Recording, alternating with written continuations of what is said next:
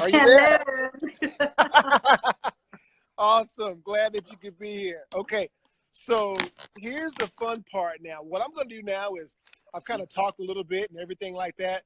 I'm going to just simply sit here and I'm just going to why don't you just kind of tell everybody a little bit about who you are? I know some of us have seen you in the group and some of us know who you are and things like that. So why don't you just kind of just go ahead and tell everybody a little bit about who you are and all that other good stuff. Sure. So I'm a African, barefoot, white African woman who's trying to make life even better. And you've certainly helped me by opening my eyes to cryptocurrency and making money while I sleep. Okay. But what do So yeah. so let's back up just a little bit. What would you like people to know about you? What would you like people to know about you? That I want as many people as possible to resolve unconscious and subconscious traumas that are holding them back. And part of that is including the money trauma, all the ancestral Okay. and trauma that we've had with money through our ancestral and our familial lines, and to know that you can heal it and make money work for you, because we all need money as an energy. Okay. To have the resources to do more and to be better. And for me, that really is a big part of my work, is healing the nervous system in people and animals, and also having more resource so that I can do more on the ground with my the things that matter to me, like saving the rhinos and the elephants from going extinct in Africa because of loss of habitat and the ivory trade and Oh wow. everything else. So yeah, this is bigger than me. You know, this is as much as it is for my selfish why. That's one of the things that I want to help people to really heal, is being willing to ask for what you want and have money so that we can do more to create a sustainable planet, not just for us, but for all life. Okay. So, now obviously, you introduced me to your puppy a little while ago and everything like that. So I guess kind of fast forwarding a little bit, I know you do a lot of work with animals and things like that. Where did that come from? You have a group I know called Vital Animal Talk that I'm a member of. What are you doing with that group? Again, I think, the difference between living in an information-based world, which is why I appreciate your group, Currency Cadets, so much, is that information can be really overwhelming. There's so much information out there and there's so much contrast in it. Mm-hmm. And people don't trust their guts when it's not known, when you're not familiar with something, and that's me in crypto and Forex and other investments. It's scary to leap out of your comfort zone and start to look at other things. So there's a big difference between information and Mm-hmm. education. And you've provided such a safe platform for me to say, you know what, I don't know. Help me with this. And that's what I kind of want for my people is it's okay not to know. But don't make that a reason for staying stuck in lack and scarcity. Ask questions. Find people that you trust to guide you patiently, because with animals, you need a lot of patience. When you're dealing with trauma, you need patience. And again, going back on that sort of subconscious thing of my work of, I don't know what I don't know. But if there's something at a root cause that's causing me to repeat trauma, including financial trauma, then find people like Tony Tate that can support you in actually going, yes, I'm afraid, but you've got my back. Okay. And I can do this. Well, first I of don't know all, if that makes sense, but yeah. Well, thank you for that. So let's fast forward here. So, I love the work that you're doing. You're talking about people. You're trying to help people and heal them in little areas of their life. So, and you talked a little bit about the money. So I kind of got that. But when did you specifically become interested in Bitcoin or cryptocurrency as a means to, from a financial means? And you got to share that story about your husband and his Bitcoin. That's funny. Oh my gosh. You know, again, I think it comes back, and I might be a little bit woo and a little bit wild for some of the people that may be listening to this. But I think that if I could look at something, and if you said to me, what would I have done differently if I'd known about investing in passive income and creating revenue streams that would support me when everything else crashed? I mean, I live in a country where we've been downgraded to junk status. Our currency is like monopoly money, you know, and I come from, I was born in Zimbabwe. And if, you know, there may be people out there that don't know about Mugabe or the legacy of Zimbabwe, but basically overnight, he went into power, and the money was worth less than toilet paper. And people go, but how could you have not have known? How could you have not have known to get your money out of the country before he kind of clamped down on the fiduciary systems, the Reserve Bank? He basically froze people's accounts. Wow. And then there was a whole other economy that came up from that. The people that were trying to get their money out of Zimbabwe were paying people to move their money. And there were so many crooks. I know so many people that literally killed themselves, committed suicide, or drank themselves to death because they lost everything. And that was the legacy my parents lived into. Wow. Because they didn't know any different. So I know I might be going a little off tangent on that, but it's that thing of educate yourself. Right. Well, no, that's important, because I think a lot of times, like me living here in America, we kind of have, there's something that I have that I like to refer to a lot of times. It's called American arrogance. Like sometimes we don't really understand how fortunate we have it here in America and what we can do. And there are other people in the world that need more help. I mean, you, case in point, you're in South Africa, and you know, I remember when we first started talking, you wanted to know a little bit more about this currency. And we even had a little bit of difficulty at the beginning finding a place where someone like you who lived in South Africa could even buy Bitcoin or cryptocurrency. So that was kind of interesting. I remember that. So guys, if you're just joining us, I'm here with Sarah Jane Farrell. She's from South Africa, and she's talking about her experience with currency cadets. And one of the things that I want to ask her, so fast forward, what has your experience been like just being a member in currency cadets? Because a lot of times people say, okay, yeah, there's that. And I want to give people like you who are learning about cryptocurrency, learning about gold and silver, whatever it is, as far as generating or building their wealth. What has your experience been like just overall? It's been amazing.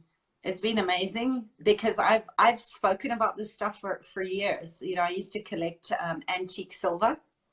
Oh, okay. Because for me, silver, because of all the bits of silver that are put in all the technology, no one's actually found a way to extract silver from old tech, like old mobile phones. So silver has outperformed gold.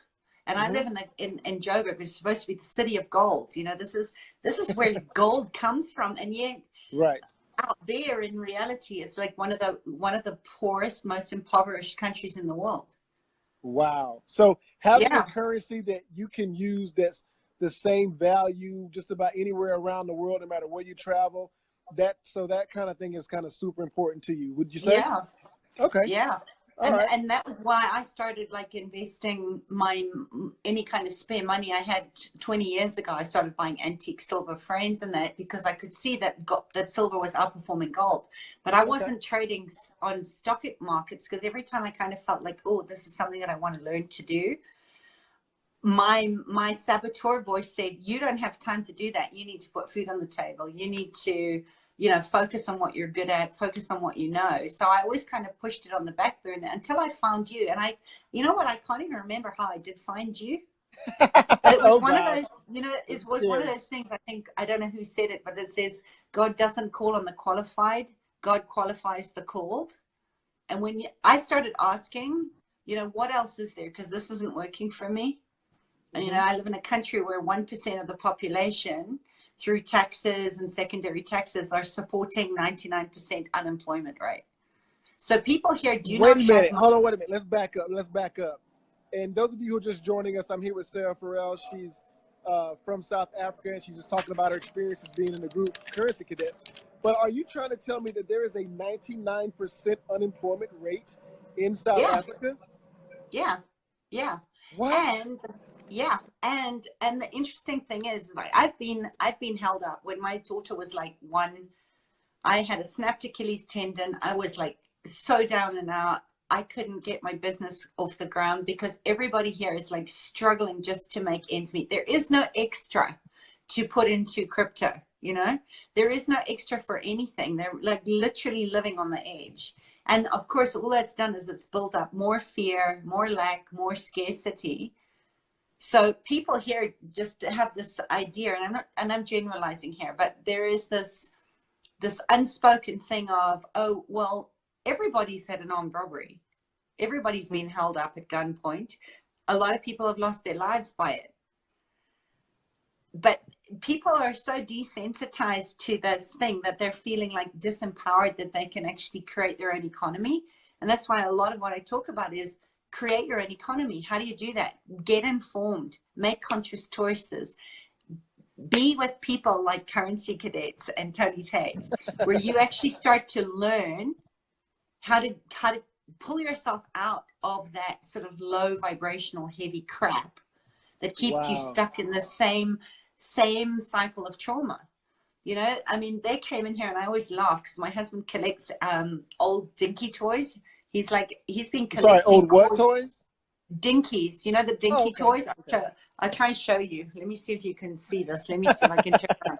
But you know, these here's, I don't know if you can see, but he collects antique cars as a passive investment because, and that's the thing with gold and the silver, like you're saying, what can you take anywhere in the world that, regardless of the fiduciary systems, you can sell anywhere and make money with? And that for me is what you taught me, is crypto is that next step, that this is the future of creating your own economy.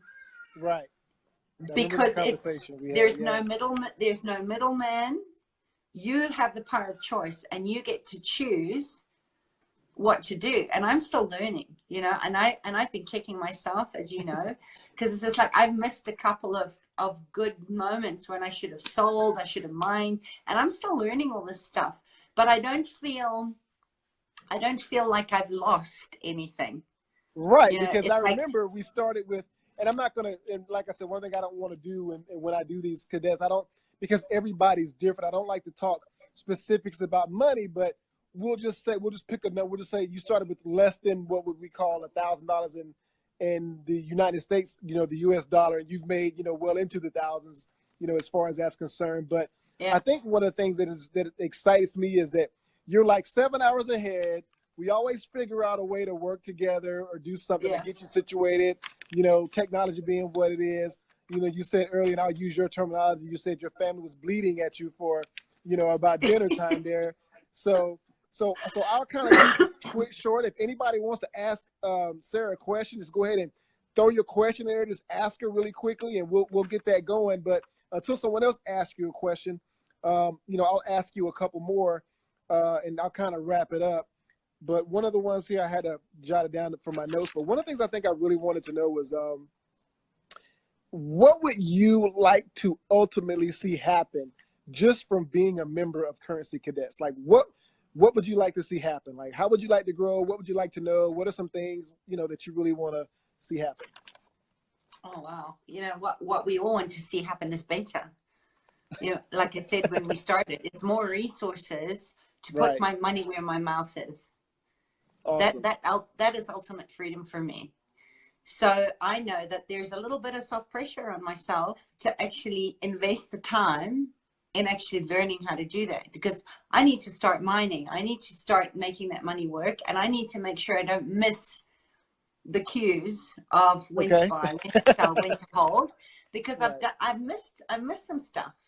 Okay, now so I'll make sure that I'm going to use this as a reminder. I'm going to remind you next week. We're going to get together. We're going to get your mining set up so that we can get you mining your different currencies and go from there. That'd be great. Lastly, because again, I know we'll cut this a little bit short. I know your family wants you for dinner. So lastly, I'll ask you this one thing here. If you could give someone one piece of advice, what would that one piece of advice be if someone was looking to learn something from Currency Cadets? What would that one piece of advice be? Listen to Tony. You know, Okay. don't wait. Don't procrastinate. Don't procrastinate. Okay. Find a way. You know, find a way to make it happen, because you have been right on the button every single time. And yes, technology, especially living in Africa, technology doesn't always work. We've had to find ways around doing things. Yes, there is, you know, there's always obstacles in the way, but I want to make the obstacles the way to grow me and grow my, you know, my legacy. Okay. Last question. Yeah. What is one thing that excited you the most? What is the one thing that got you the most excited since you've been a member of Currency Cadets? We'll end on that note. I can't rule that down to one thing. You know, what's been excited? The fact that I actually put my toe in, you know, I actually took the plunge because my money, like I said, we downgraded junk status. This money that I had was sitting in a savings account earning nothing. You know, the interest there is earning nothing. So what did I have to lose? I had to start looking at what do I have to gain by taking a risk in myself. Great. And like you always said, don't sell, you know, don't invest more than you are willing to lose. I'm not interested in what I have to lose. I'm interested in what I have to gain. Awesome. And the only way you gain is by playing the game. Get off the spectator fields, you know, get off the stands and get on the field. And if you want somebody to help you to get there, it's Tony Tate. Well, thank you so much, Sarah. I know. I'll tell your family. I apologize for keeping you from. I know it was dinner time there in South Africa, but thank you so much, and thank you so much also for being a contributing member of the group. You know, I know that we have a lot of people in our group, Currency Cadets, that are flies on the wall. If you were just kind of watching and waiting, and we'll hear from some of them that went from being a fly on the wall to doing exactly what you said, making, you know, some really good gains percentage-wise in what they invested. So thank you so much for this time. You know, I'll be sharing this on our public page. So, you know, there's where we'll have a lot of you'll see some reviews. And for the people that aren't, you know, doing what we do here publicly, that's where they can find some of this stuff. So when you see yourself tagged in it, by all means, you can share it with your friends, or you can just let them know, hey, this was me. This is the time when my family was driving me crazy because they were waiting on me to come eat, and I was having a Facebook Live. Yeah. And you know what? It's so worth it because that's the thing. It's just like what you appreciate, and it's all about priorities. Right. So I love that. Like, you have to prioritize what's important to you. You have to look at the long-term future, not the short-term. Well, and thank you so much. That's one of the things you taught me. Is just like, you know what? Set it and forget it is one option. It's not all of it. It's an option. But sure. At least at least I'm in the game. Absolutely. So thank you. That's how you know you'll win, and you'll win. Yeah. So, all righty. Well, I'll let you go. I've been saying that. Okay. But, I just love talking to you. Your accent. Oh, I just love your accent. So anyway, kiss the hubby, kiss the kids, tell them I'm sorry, and then you enjoy the rest of your weekend. God bless. Ciao, Tony. Bye. Ciao.